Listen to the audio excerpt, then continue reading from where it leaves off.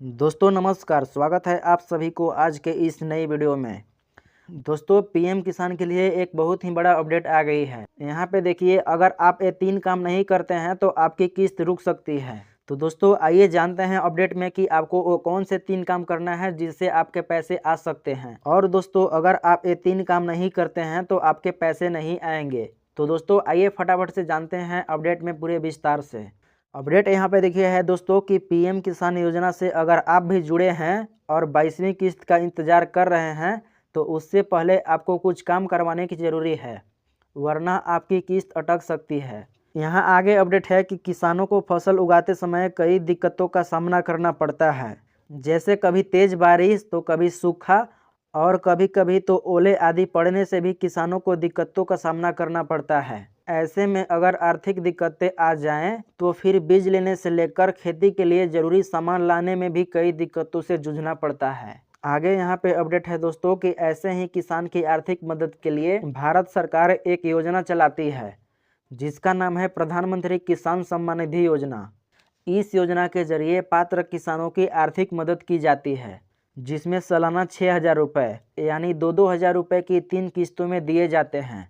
आगे यहाँ पे अपडेट है दोस्तों कि इस बार इस योजना की 22वीं किस्त जारी होगी, जिसके लिए आपको पहले कुछ काम करवाने की ज़रूरी है। अगर आप एक काम नहीं करवाते हैं तो आप किस्त के लाभ से वंचित रह सकते हैं। दोस्तों अब आइए जानते हैं थोड़ा सा 22वीं किस्त के बारे में। इसके बाद हम जानेंगे वो 3 काम के बारे में जो आपको करना बहुत ज़रूरी है। आगे यहाँ पे देखिए अपडेट है कि कब जारी हो सकती है 22वीं किस्त। दोस्तों अपडेट है कि अब तक कुल 21वीं किस्त जारी हो चुकी है और अब बारी 22वीं किस्त की है। योजना की हर किस्त लगभग 4 महीने के अंतराल जारी होती है, जैसा कि दोस्तों आप भी जानते होंगे। इस हिसाब से 22वीं किस्त का समय फरवरी में हो रहा है, इसलिए माना जा रहा है कि फरवरी में एक किस्त जारी हो सकती है। दोस्तों यहाँ पे आप अपडेट में भी देख सकते हैं, हालांकि अभी तक इसका आधिकारिक जानकारी का इंतजार है।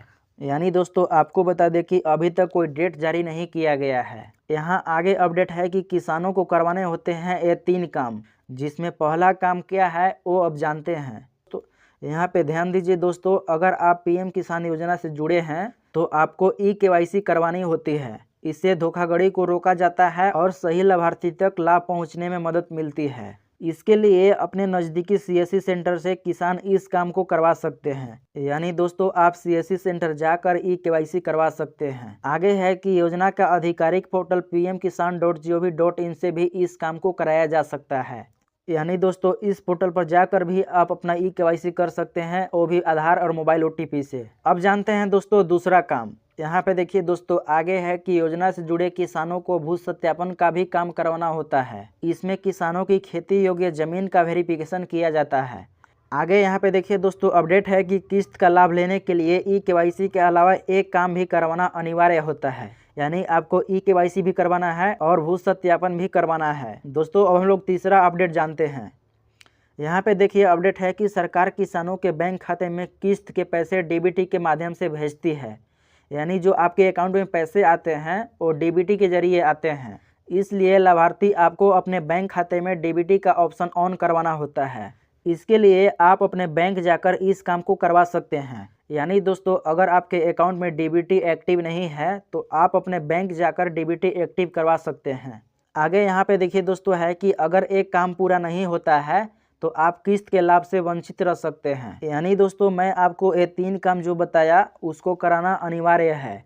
अगर आप इस काम को नहीं कराते हैं तो आपकी किस्त आने से रुक सकती है। तो दोस्तों आज ही आप सीएससी सेंटर जाकर अपने कमी को जान सकते हैं और ये 3 काम करवा सकते हैं। तो अगर आपको ये वीडियो पसंद आई हो तो लाइक करें और ऐसे ही अपडेट पाने के लिए चैनल को सब्सक्राइब करना ना भूलें।